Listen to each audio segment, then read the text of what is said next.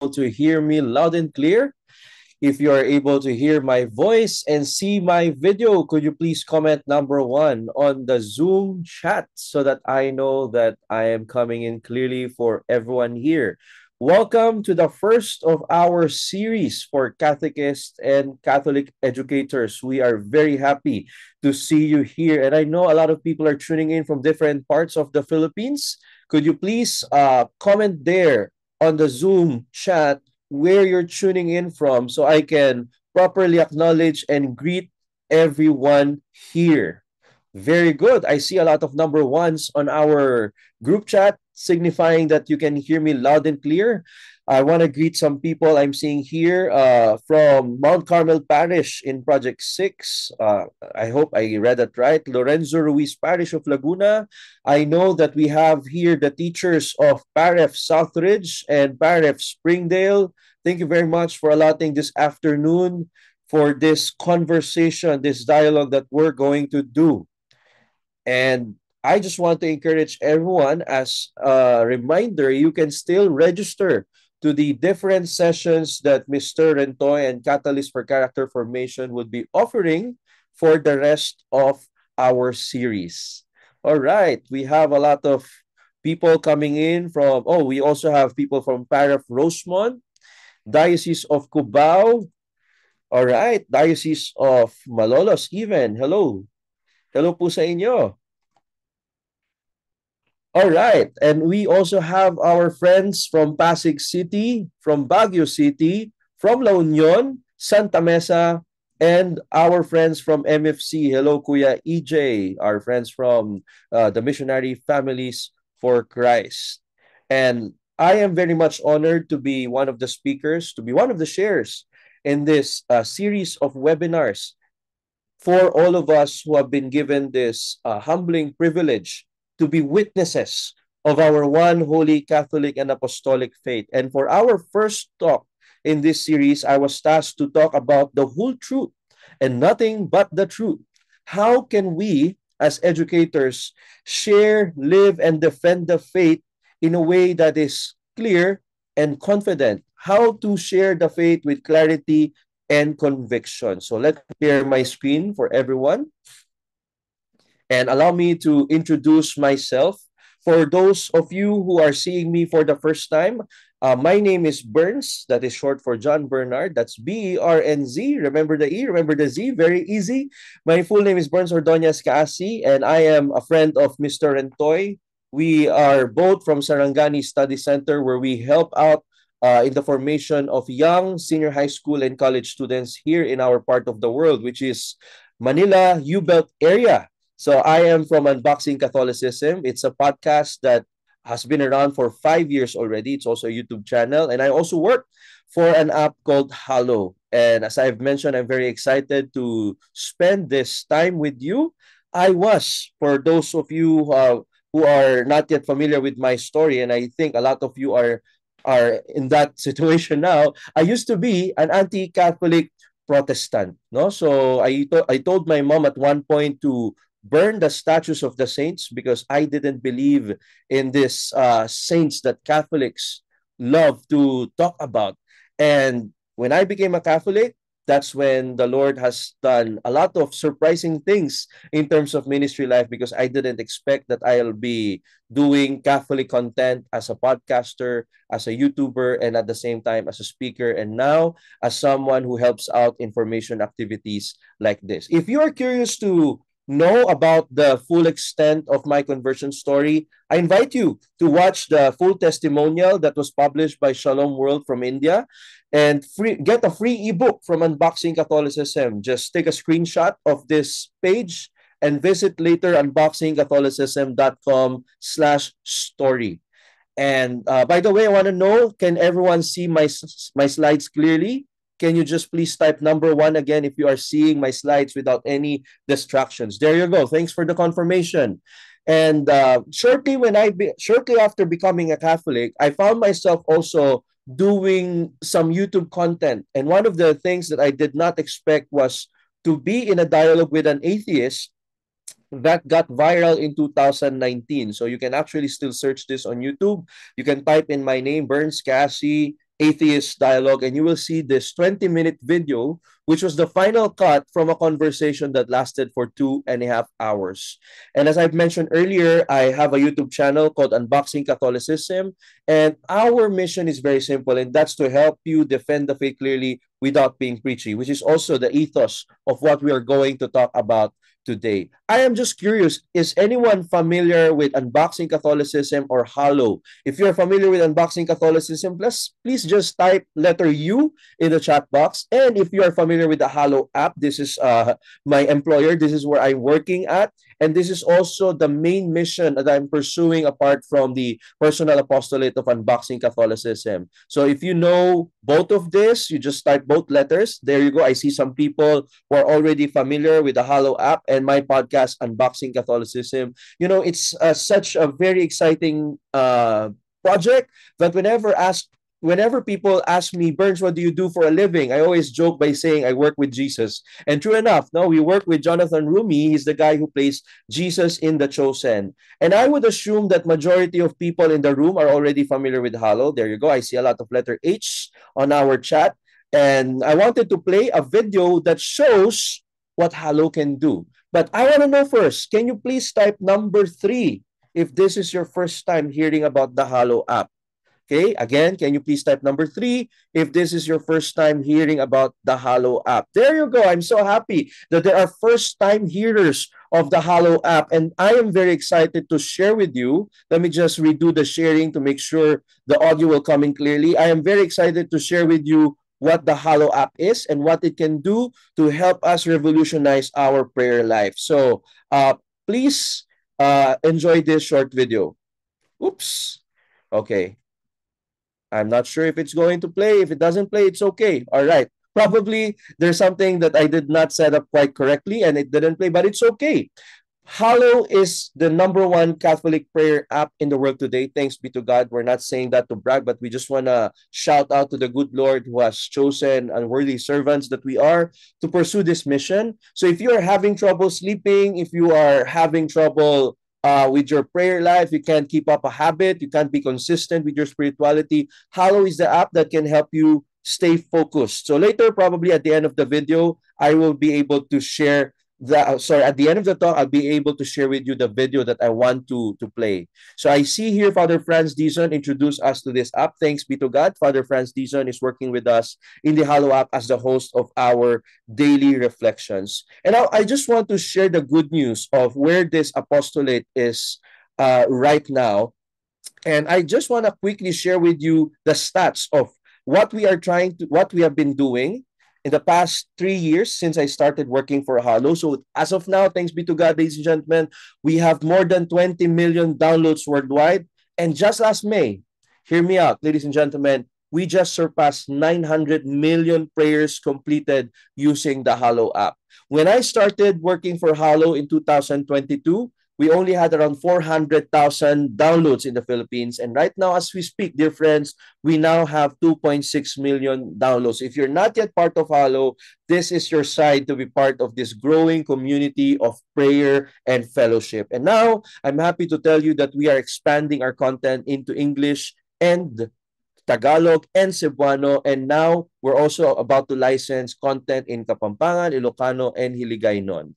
And just this January, if you've been following me on social media, you might have known that I started a new journey.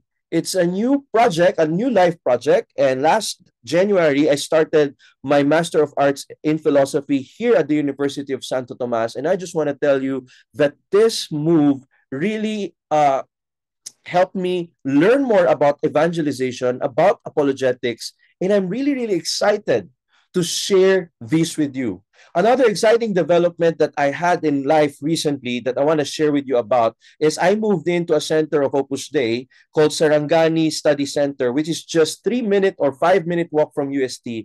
And here we're able to experiment on different methods of evangelization, different ways of sharing the faith to young people. And Man and I, together with the Catalyst team and the people in Sarangani, have been very, very immensely blessed by the presence of these young men who are just eager to unbox the faith so that they can live it out and defend it clearly without being preachy. But you know what? Another thing that I wanted to share with you, because of my master's studies, what I've been doing for the past 10 years as a speaker, or for the past 5 years as a Catholic speaker, I'm now able to integrate, synthesize, and formalize into something more academic. So since I started my MA in philosophy, I decided that my thesis will be about apologetics in evangelization. And here we are, thanks be to God. I think it's the Holy Spirit on the move. I've been writing a lot of academic journals as part of my requirements. I haven't published any of this yet, but I'm very excited to share with you this afternoon the new learnings, the new findings that I have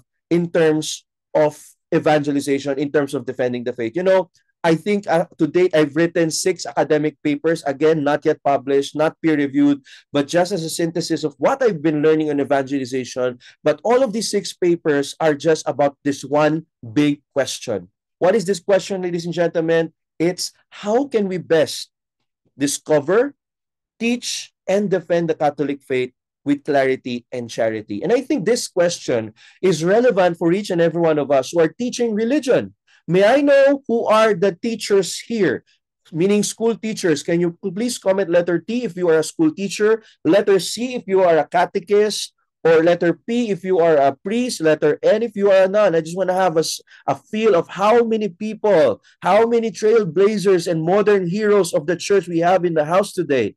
There you go. So no matter what we do, no matter where we're coming from, ladies and gentlemen, I know that we are about one thing, and that's to make Jesus shine. And that's to give people the chance for them to appreciate the church for what she is.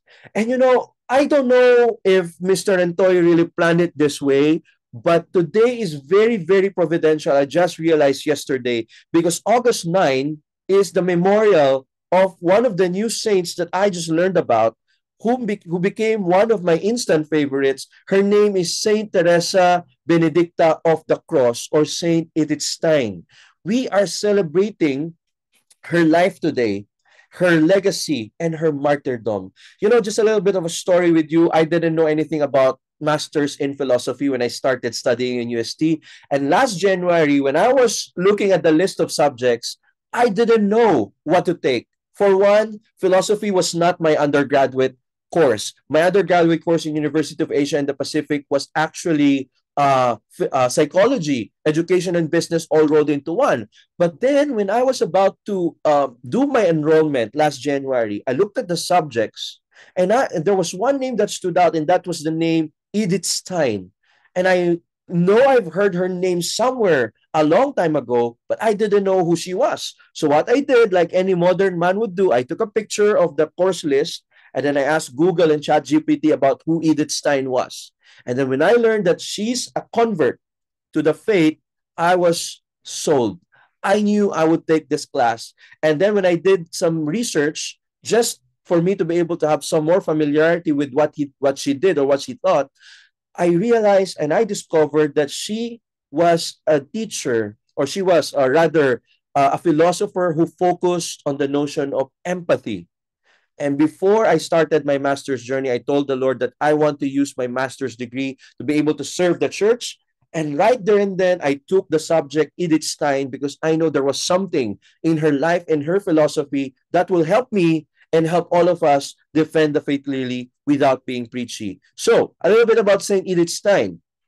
She was born in 1891, even before World War I. By the way, I want to know who here is familiar with Saint Edith Stein already. Okay, can you please comment letter E if you're familiar with Edith Stein? Again, number 1, if this is the first time you're hearing about this wonderful, wonderful saint. So let me just have a feel of the house. Okay, a lot of us are first timers. There you go. My goal is after this session, you would be so inspired by Saint Edith Stein, and you would actually watch YouTube videos, watch the movie about her life, and even try reading her works. And so Edith Stein, I would just summarize her life in one slide. I know this doesn't do justice, but she's a convert and a philosopher saint. Born before World War I, she's the youngest of 11 siblings. She was of Jewish descent, no, but the family moved to Europe already. They didn't come from Israel. They didn't come from the Holy Land. And at age 15, she decided she didn't need God and she doesn't want to follow the Lord, and she became an atheist. But here's the kicker. One day, her friends from I don't know where, from her friends probably, oh no, I now remember, her friends from the philosophical circle invited her for a sleepover. And guess what? When she visited the friend's house, she actually found a very interesting book that caught her attention. This was the biography of Saint Teresa of Avila. And she read that at age 30. And after reading that overnight, she told herself, this is the truth. I'm going to become a Catholic.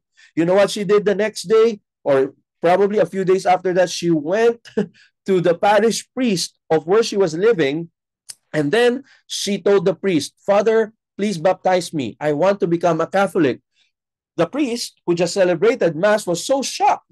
He didn't know who Edith Stein was, and he was really wondering where she came from. And then Edith said, "You know, Father, I read the life of Saint Teresa of Avila, and I am convinced that this is the true faith, and I want to become Catholic now." So you could say she was a little bit excited, even stubborn at one point. And then the priest said, you know, you can't just become a Catholic just like that. You need to go through classes. And then you know what St. Edith Stein say? You know what she said? Quiz me, Father. I can answer anything doctrinal. And then the rest is history. So, dear friends, Edith Stein continued pursuing philosophy. She became a philosopher and even some sort of a political activist. And at age 42, she entered the Carmelite Sisters. That was 1933, just a little after World War I, approaching World War II. And she was martyred in Auschwitz at age 50, August 9, 1942. Now, what is the relevance of Saint Edith Stein in our pursuit of defending, teaching, and proclaiming the faith with clarity and conviction? Hear me out, dear friends. It's because her dissertation called On the Problem of Empathy sets the foundation on how we can do this practice more effectively. You see, my dear friends, I want to highlight something very important. We have a huge problem in the way we teach the faith to our young children, or two extremes. Do you know what this is? Do you want to know? Please type number 2. If you want to know the two distortions in teaching the faith, I'm so excited to share this with you. I have the best audience in the world. So please give yourselves tap on the shoulders. Okay, you guys are very participative and I love that. So there are two distortions that we have to be very aware of. The first is watering down. So what is watering down? It's about diluting or omitting essential truths of the Catholic faith. Why? To avoid discomfort or controversy. So what are the signs of watering down of the faith? Well, for one, out of fear of offending or losing people, some of us, myself included, I can have this tendency, would skip hard doctrines like moral teaching, sacraments, and only focus on the safe topics so that we can be more approachable. So that's the problem of watering down. Disrupts the students the fullness of the gospel message. Or probably we overemphasize on the niceness. The tone is always agreeable, but truth becomes secondary. And the problem with this is it risks making the faith sound like a generic moralism rather than a divine revelation. I'm sure at one point in your lives, you have met Catholics who are all about the feel-good, emotional kind of high in terms of approaching the faith. And let's just focus on the niceness without really the hard truths of our faith. And again, avoiding hard teachings or hard feelings, we tend to skip topics like sin, repentance, or moral absolutes, especially in terms of sexuality, and it leaves the faithful spiritually unnourished. And because of this, when we water down the way we present the faith, we leave people with a vague idea of the teachings of the church. Students walk away with a fuzzy sense. It's a fuzzy kind of feeling. It's not really a solid grasp. A fuzzy sense of God loves you, yes, but without a clear context of why and how that love actually calls us to conversion. So do you agree with this watering down of the faith, which can happen in the church, in the parish, or in the school where you are working at, or probably Some of us may feel that at one point in our lives, we've fallen into this temptation. If you agree with this, type number one in the group chat. There you go. Now, another problem is the opposite extreme. The opposite extreme is really weaponizing the faith. So how does this happen? Well, if we present the Catholic faith as something that we own, and if we it feels like it's a stone that we want to hurl at other people, and we present the faith in a harsh, superior, or argumentative way that sounds that we want to insult or that wounds instead of heals, that is truth without love. If it sounds more like a prosecutor than a shepherd, if we are like waiting for our students or for our friends to commit a mistake just for us to prove someone is wrong, then that is the harsh tone and the judgmental aspect of weaponizing the faith. And what do we mean by no pastoral sensitivity? It's the one that fails to consider the wounds, the backgrounds, or the readiness to receive the message. A lot of times we get so passionate about one topic of the faith that we just want to share about this thing without realizing that the other person listening to us come from a different story, background, and more importantly, he or she is dealing with a wound or trauma that we are not aware of. Can you please type the word wound? W-O-U-N-D. Sugat. This is very important for us as Catholic educators. For us to defend the faith with clarity and conviction, it's not enough for us to know the teachings of the faith. My dear friends, I'm sure most of you, all of you 104 others in the Zoom room, you know way more than I do when it comes to the catechism and the doctrine of the faith. And that is a wonderful thing. But probably one thing I can contribute to our reflection this afternoon is for us to think of how can we better present the things that we know. I'll give you a clear example. I remember when I was a new Catholic, I was so passionate about the sacrament of confession that when a Protestant friend approached me and he told me, confession is not biblical. It's actually, an invention of the church. And I went on defending confession from a biblical standpoint.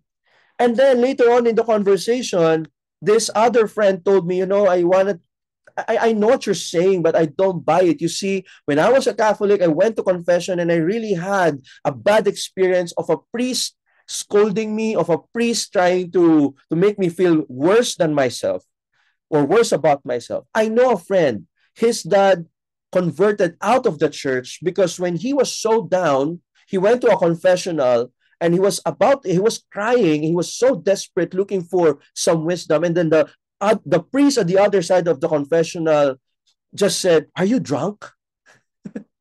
So, my friends, these are the things that we want to avoid. We have to recognize that the students that we are dealing with are wounded, just as we are also wounded in one way or another.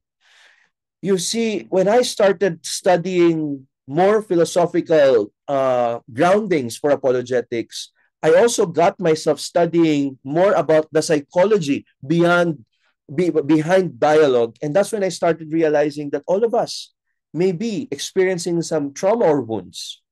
And we need to consider this when we deal with people. That's why we have to be pastorally sensitive. And we have to approach the faith and present it in a sense that it does not wound, but it heals. No? So how does this happen practically? Let's say you are in a parish, you're a catechist. Someone goes to you, father, sister, ate, kuya, I had premarital sex with my girlfriend or boyfriend. Instead of shaming this person, instead of telling and moralizing, instead of saying, you've done wrong, go to confession, you are sinful, etc., etc., let's just hug the person first. Let's listen to the story behind the fall. And let's try to encounter the other as a human person. So I think these are the two extremes that we want to avoid. And now that I am developing a thesis, again, it's still bare bones. And by the way, I encourage you to please type in your questions, your thoughts, and your reflections as I go through this talk, because I would read them one by one later so that we can have a more enriched conversation. I don't want to be just a teacher, quote unquote. In fact, I'm not going to teach anything new here. All I'm going to do is to share with you my story, to share with you my struggles, to share with you my mistakes, so that all of us can reflect and learn from it. So now that I am doing some philosophical study of apologetics and evangelization, I came up with a framework. Can we all type that word framework, which is very important in the work of sharing the faith? A framework on how we can actually defend the faith clearly without being preachy, or how to teach doctrine with clarity and conviction. And I call this the 6 Ds of transformative evangelization, or you can put here the 6 Ds of transformative education, the 6 Ds of transformative doctrine classes, the 6 Ds of catechism. I want you to test these ideas because this is going to be my thesis. And I want you to tell me afterwards if this makes sense to you. And it's by no means a complete model. I'm still in the process of doing my review of related literature for this 6 Ds, and I'm happy to share this work in progress because I also need your feedback and see if this is something that makes sense. So it has 6 interconnected elements, and this 6, you could think of it as the synthesis of everything that I have learned in evangelization in my last 10 years of doing evangelization and apologetics. Now, let's approach this one by one. First is disposition, which is the bedrock and the foundation of all evangelization. My dear friends, I've met someone when I was new in apologetics. He sent me an email. He asked me, Brother Burns, how can I be part of Unboxing Catholicism? Because I really want to be an apologist. And I replied and I told this person, I commend your desire to serve the church, but I'm just curious, what makes you want to be an apologist? The reply to me? If you want to know the reply, type letter R. Forgive me if I do these things because I just want to make sure everyone is still connected and engaged. When we are in a Zoom activity, probably it may feel isolating, but I want you all to feel that we're just in one room having fun together. So this guy told me, Brother Burns, you see, all of my life, I've been bullied because a lot of people do not show me respect because of my defects. I don't have a lot of friends, and I think if I go into apologetics and if I know enough Bible verses, my friends will start respecting me. Dear friends, unfortunately, that is not supposed to be our motivation for apologetics, evangelization, or teaching of the faith. So probably we can take this moment together right now, my dear Catholic friends. Why do we want to be a Catholic educator?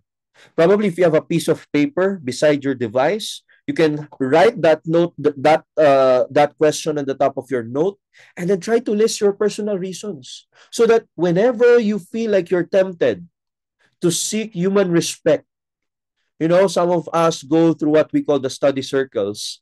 And one of the things that we ask ourselves in the examination of conscience is, do I allow myself to be dominated by human respect? Or meaning, do we want to be seen elevated in front of others, or to be thought of as someone highly to be praised? Probably we have to purify our intention. And this position is a very, very important starting point. Because, my dear friends, in teaching the faith with clarity and conviction, I would like to tell you this, and I'm sure you have heard this from many other greater speakers many, many times over. The heart of the matter is the matter the heart of the matter is the matter of the heart. I'll repeat that. The heart of the matter is the matter of the heart. Please write it down on your notebooks, type it on your note apps. The heart of the matter is the matter of the heart. Whatever is in our hearts, my dear friends, it will dictate the rest of how we are going to approach this mission that God has given us with. Yeah, so that's the first D, the disposition. Okay. Right. I want to check our chat just to see if everyone is hearing me. Am I lagging to you? Am I still connected? Can you please just confirm? Okay, so I see that our signal is still okay. Very good. So that's the first D. And when I started studying the life and works of Edith Stein, I have realized that there is one important concept that is foundational for us to have the right disposition for evangelization, and that is the dissertation of Edith Stein, which is empathy. Now, friends, let's have some audience participation. I want to know how you understand the word empathy. Can you just type in one phrase or one word that would more or less give us an idea of how you have understood or how you understand the word empathy, which is foundational to a proper disposition in teaching the faith. All right, so let's try to read some answers from our friends here. It said someone said being in the shoes of the other person. Okay. The next thing, the next input I see here is compassion. Okay, very good. Putting myself in another person's shoes. Care, not to be judgmental. These are all correct. Okay, pakikiramay, being aware of others' feelings. Compassion, pakikisama, to know what the other person is going through. Being with with another person's shoes. Okay, so one thing is very common to all of our definitions. No, it's like knowing what the other person is feeling and being with another person's shoes. You know what's interesting? When we start studying the notion of empathy according to St. Edith Stein, she destroys that definition of empathy as being in another person's shoes. I was really surprised by that because all of my life I thought empathy is like that. You go to Merriam-Webster's dictionary, you see empathy is being in another person's shoes, right? Here's the thing. And this is a suggestion from St. Edith Stein, which we can take or leave. Can take it or leave it. She says, are you listening to me, my dear friends? Can you hear this? Very good. This is her important dissertation topic. Edith Stein says, we can never be in another person's shoes because your identity can never intermingle with that of another. You can never be in another person's shoes because your you can never be mixed up with another I. So again, that's a little bit philosophical, but what she is just trying to say is there is danger in thinking that we could be in another person's shoes because we can never be sure we are actually understanding what goes in another person's shoes. So in other words, my dear friends, for Edith Stein, at least, not the dictionary definition, she challenges us to think that if we can never really totally understand how another person feels, thinks, or sees the world, then how do we then deal with another person? Isn't it an interesting question? If hindi ko malalaman kung ano talaga ang kabuuan ng iniisip o nararamdaman ng aking kapwa, paano ko dapat makitungo sa kanya? And this is going to play an important role for us religion teachers. So what did she say? Well, here are the implications of her conclusion. According to St. Edith Stein, because we can never fully, totally understand the totality of what another person thinks, we just need to recognize the other as a person and not as a project. We should recognize the other person as a person, not as a project.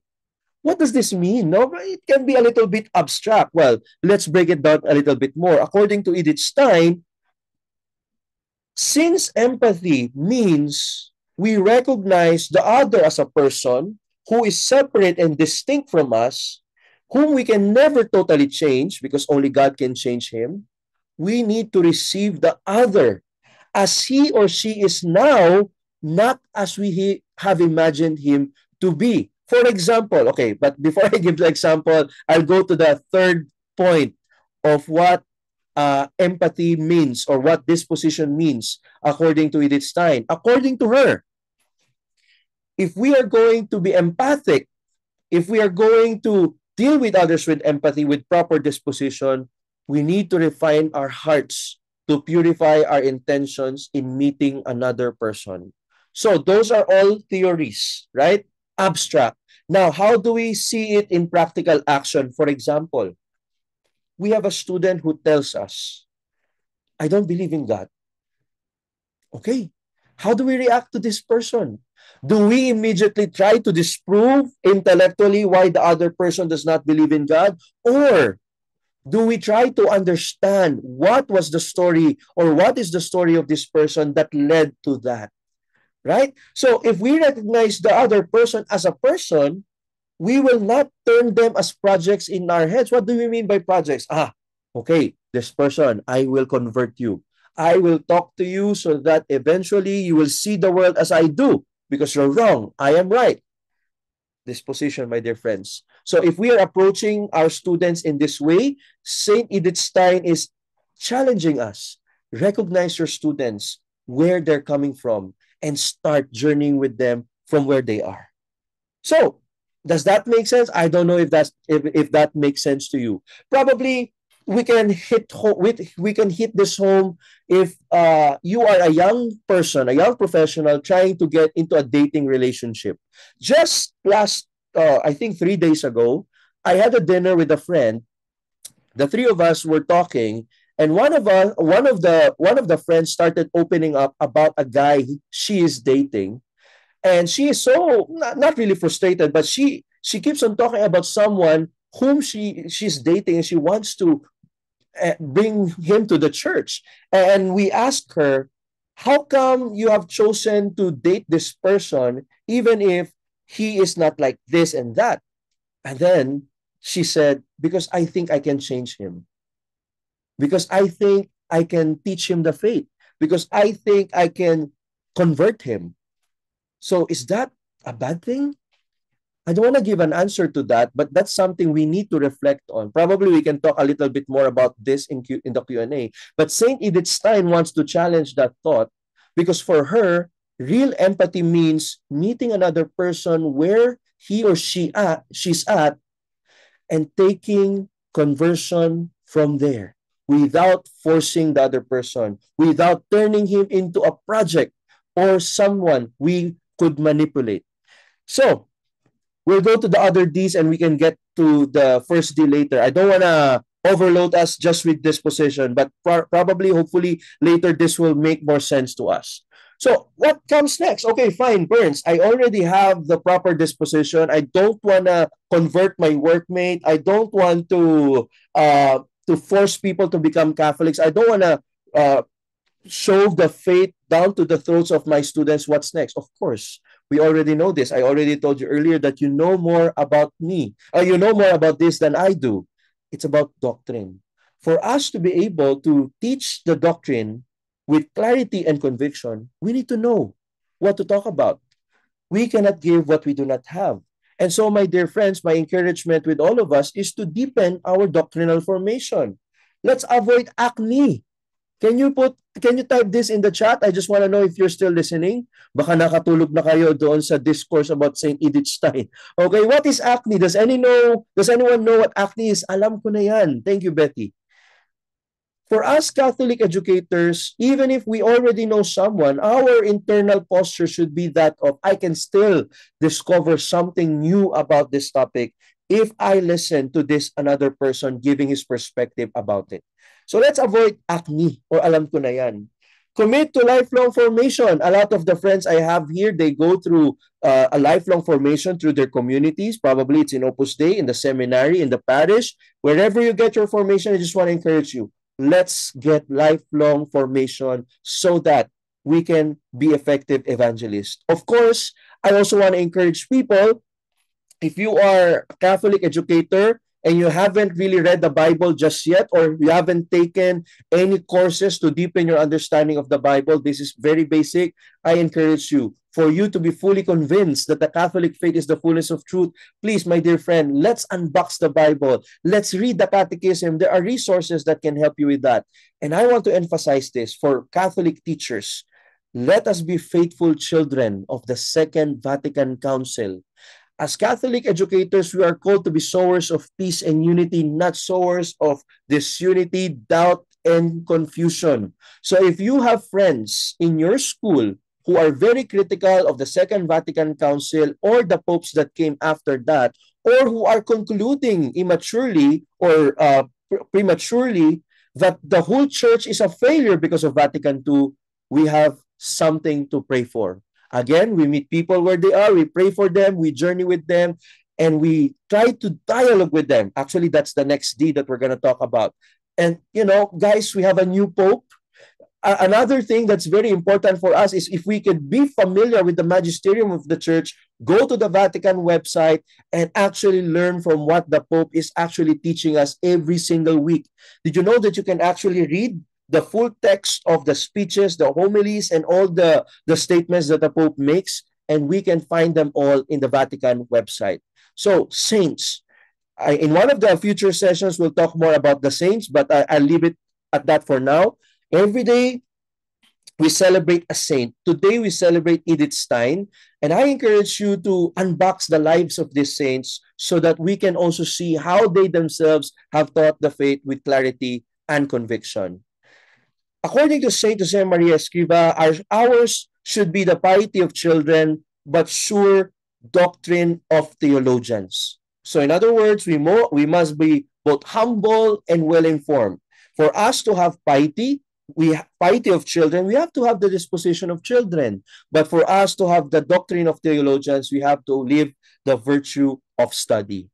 Next, my dear friends, dialogue. Can you type 3D to signify the third D, which is dialogue? When we talk to another person, my dear friends, let us not be quick to give answers. I know some people who are very concerned about the young generation, that when they see them not studying or when they see them doing something different from what they got used to, they will immediately tell the other person, alam mo, nung bata kami, hindi kami ganyan mag-aral. Alam mo, mali ang ginagawa mo.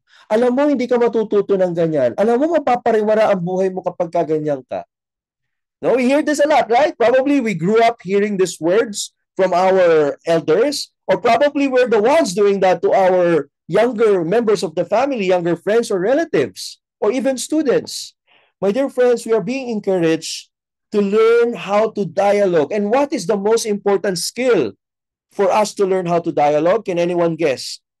Among these three that I have flashed here, and this is non-exhaustive, what do you think is the most important skill to learn dialogue? Okay, listening is important. Okay, very good. Right. Listening with the intent to understand and not with the intent to reply. Have you ever met a friend, or do you have a friend who always has something, who always have something to reply, who always have something to say even if before you finish talking? That friend could be annoying, right? Sometimes I could be that friend, I admit. And when I read the 7 Habits of Highly Effective People, habit number 5 is very powerful. Stephen Covey, the author, said, seek first to understand, then to be understood. So how do we understand?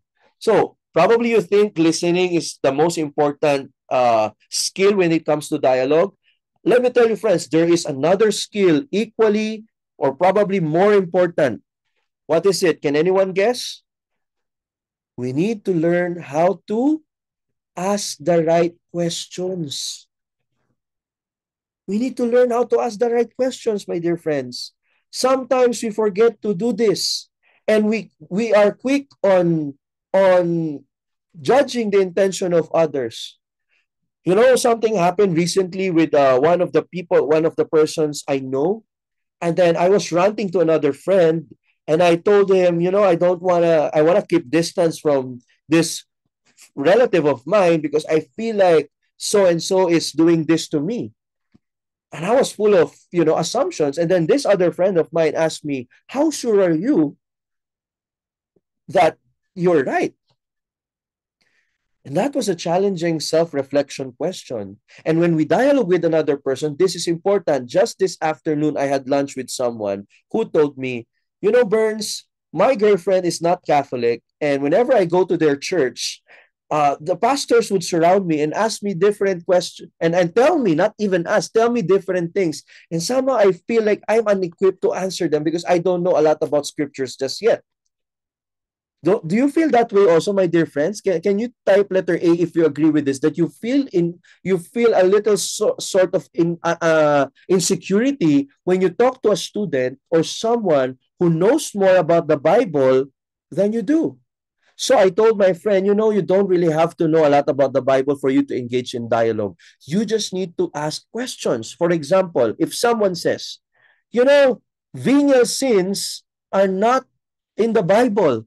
The Catholic Church just invented that. That's actually the example given by my friend. So you may not know the Bible verse that will prove that venial sins are biblical, but you can ask these questions. That's interesting. You think that venial sins are not biblical.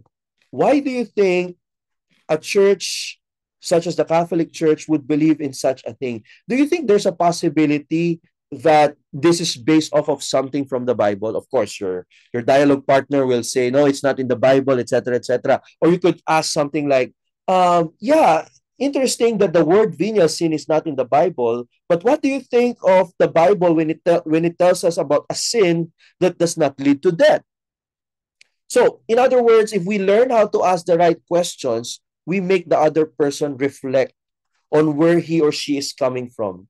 Probably, okay, the other person who's contradicting the faith has just heard of these misconceptions but did not really give much time to think about it. The same goes to our students, my dear friends. If our students ask us a question and we don't know the answer, we can always ask, "What do you think?" Okay, can you write WDYT? What do you think? That is a powerful question. And if someone makes a claim about a Catholic doctrine that they have misunderstood, the best question to ask this person is, what makes you think, what led you to that conclusion? So you see, by asking questions, we diffuse tensions and we ask the other person to provide more context about what he's saying so that we can understand better where the other person is coming from. Right? Next, discernment. Another equally important thing, my dear friends, when it comes to defending the faith with clarity and conviction, is to grow in discernment. So I encourage everyone, don't just attend seminars. Don't just read books. Find a spiritual mentor from your community, from your parish, no? Or email Mr. Rento if you need someone to coach you and you can't seem to find someone in your area or in your community. We would love to match you with a mentor or a coach to help you grow in your spiritual life. That is something that all of us need. I meet my mentor every week, and whenever I share my frustrations with him, he gives me a lot of perspectives that somehow I think I know, but I couldn't apply. Being a Catholic educator also means we have to have deeper self-examination. And part of our discernment, my dear friends, is knowing when to be silent. For example, you want to defend the faith with clarity and conviction online, but there is someone who keeps on giving negative comments on your post or your parish post or whatever Catholic content. And a part of you wants to defend the faith. Of course, you want to be clear and high and deeply convicted in defending the faith. So you spend a lot of hours typing your responses, and then the other person would troll you. The other person will insult you, will call you names, etc. Probably that's not the best time for you to engage that person in the dialogue. Probably the other person is just out there to feel good about himself, being quote unquote right, and everyone else being wrong. So we have to know when to stop talking, when to stop the dialogue, because we need to know the power, or we need to discover the power of silence. And when can we know this? If we have an ongoing discernment, which we can practice and we can develop through spiritual direction. Another equally important thing, if we want to defend the faith with clarity and conviction, my dear friends, is to have a prayer life or a life of devotion. My dear friends, a lot of us, especially if you are a teacher, please type letter T later if you can relate with what I'm going to show you or what I'm going to share with you. When I was a teacher, there is this tendency to rush the course so that I can finish what's on the learning goals of the unit planning, the lesson plan, or the content plan. Probably there is also a temptation for all of us to just go to our office desk directly when we enter the school just because we have a lot of things to do. And probably we may not be giving a lot of time for prayer. And my dear friends, I think this is important. I realize this that the lesser I pray, the less effective I am when it comes to dealing with people, whether it's in one-on-one chats or doing online content or giving talks. Sometimes we can observe ourselves. We are more at peace if we are able to pray better. And we feel so agitated and unpeace and we not in peace and anxious whenever we are not in the state of grace or whenever we are not able to have that silent time for prayer. So I don't know, can you relate with this? Is there any do you want to share any experiences that you might have? You can feel free to put there in the chat. So my dear friends, how do we pray? Well, Saint Escriva is very practical about it. He said, have a plan. Just as we teachers have our lesson plans, we are now being encouraged to reflect. Do we also have a plan of life? Do we know the time when we are supposed to pray? Do we know the time when we are supposed to go to confession? Do we know the time when we are supposed to seek spiritual mentorship? So probably all of us know about this already, but this is a good reminder for all of us, including myself. We need to have a plan of life. We need to frequent the sacraments. And let me encourage you, ladies and gentlemen, this is something I've been rediscovering lately. Let us learn how to pray liturgically. A lot of us in this room are already into prayer. And true enough, this is important because Saint Escriva himself said, prayer is the foundation of the spiritual edifice. Prayer is all powerful. And he himself said, we have to be liturgical in our prayer life. How do we do that? Well, we have a lot of resources like the Liturgy of the Hours or the Breviary. You know, this is the official prayer of the church. And quite frankly, if you have someone who doesn't know how to pray, this is a very interesting way to pray rhythmically or to have rhythm of prayer. It comes with a morning prayer, afternoon prayer, mid-morning prayer, evening prayer, night prayer, which is very, very practical. And if you don't have the book, there are apps that can help you learn how to pray. So this is one way for us to pray liturgically, to stay in tune with the Holy Spirit so that we can be better as educators.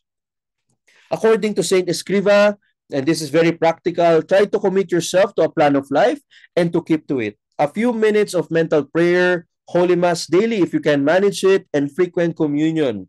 Regular recourse to confession and visiting our Lord in the Blessed Sacrament or the Tabernacle.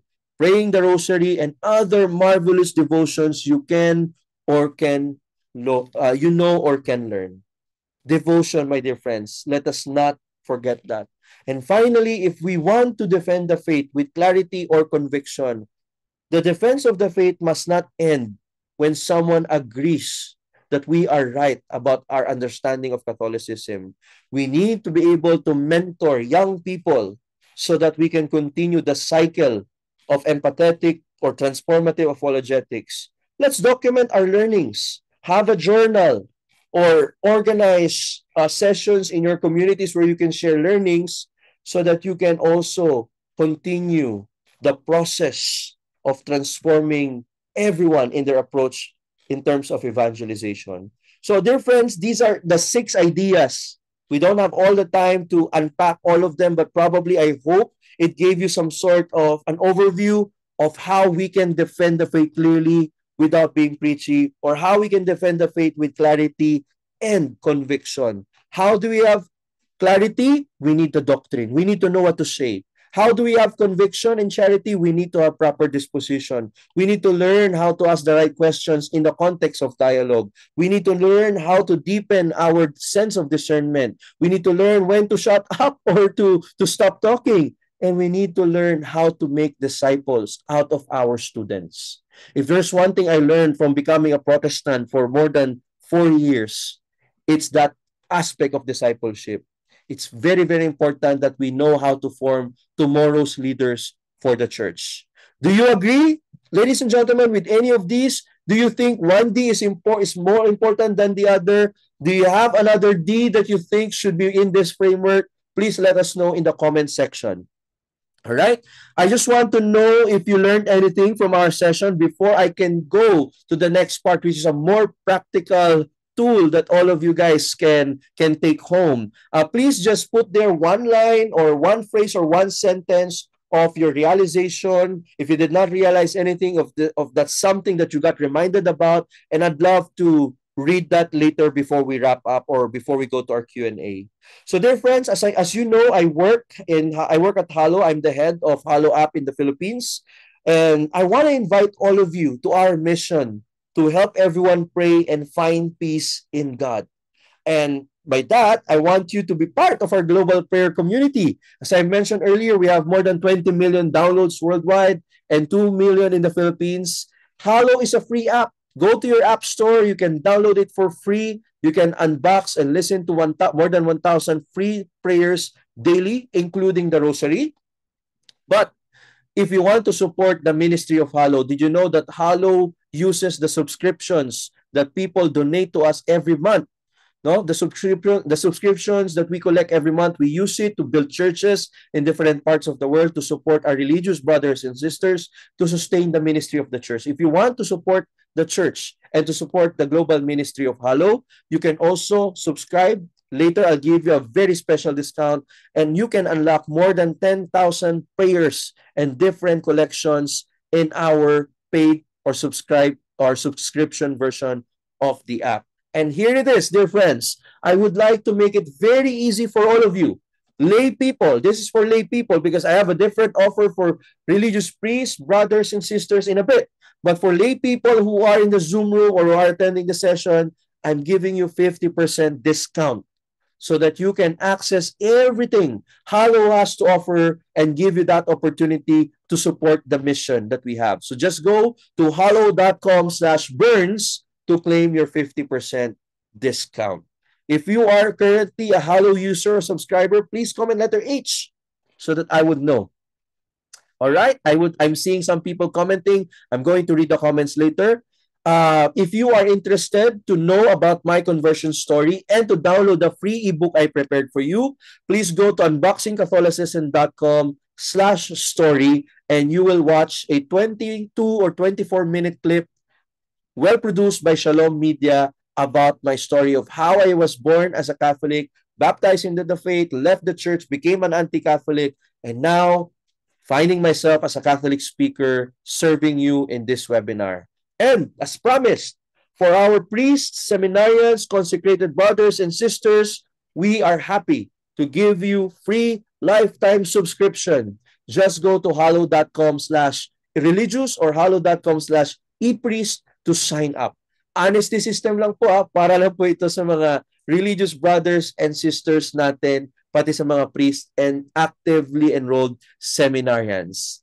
And before I end the slides and go to your comments, I just want to leave you with one chunk of text, which is a statement that I always end with in all of my talks. Dear brothers and sisters, everything that we do as defenders of the faith, we don't own this. These are not talents that we have. These are all gifts because everything is grace. Everything is mercy. There's nothing we can boast about. What we can boast about is only the filth of our weakness and our sinfulness. But thanks be to God, despite all of those, He has called us to be witnesses. So my invitation for each and every one of you, do not be afraid to be led by God. He is calling you right now by your name. If you are an educator and if God is calling you to go deeper in your prayer life, don't be afraid to be led by God. If you are someone who's been away from the Lord is asking you, come, my son, come, my daughter. If you've been away from confession, this is your sign. This is the perfect time for you to throw yourself in the loving embrace of the Father. He is waiting for you and calling you by your name. My dear friends, we cannot give what we do not have. For us to defend the faith with clarity and conviction, We need to constantly encounter our Lord despite our weaknesses, despite the challenges that we have. Count on His grace. Don't be afraid to be led. Don't be afraid to say yes to ministry. He will be with you. The Holy Spirit is with you. God bless everyone. Thank you so much, Burns. And thank you, everyone, for joining us today in our first of a series of 20 sessions for catechists. I already see 27 who have filled up the Google form. And if you haven't done so yet, again, I am posting it here in the chat box. Please click on the link, which will lead you to a Google form. Make sure you do not make a mistake in putting your email address, because if you put wrong spelling, you will not receive your certificate. The certificate is auto-generated. Whatever you write there is what will appear in your certificate, which is a certificate of participation to an international seminar. Okay, thank you so much, everyone. Thank you, Burns. We will see you Thank again in you. some other future sessions. Um, the others who have not yet clicked on the link, you can also scan the QR code now. That will also lead you to the same Google form. And if you encountered any difficulty with the Wi-Fi, I think some did, some posted um, problems regarding their connection. Just request for the link to the recording, which will be available by tonight, by sending an email to catalystpds@gmail.com. Catalystpds@gmail.com. And we will send you the, how do you call this? We will send you the link to the recording. There were two who posted here asking for the recording. Sorry, we will not be able to do that because we will not be able to post here the link to the recording. We first have to upload it in our YouTube channel. Again, thank you so much. God bless everyone. Burns, thank you. Thank you for joining us today. Um, we invite you to turn on your video for our graduation picture for this first session, because some schools ask us for a proof that their teachers attended. So please turn on your video, and then we are going to record. We're going to, let me see, let's just stop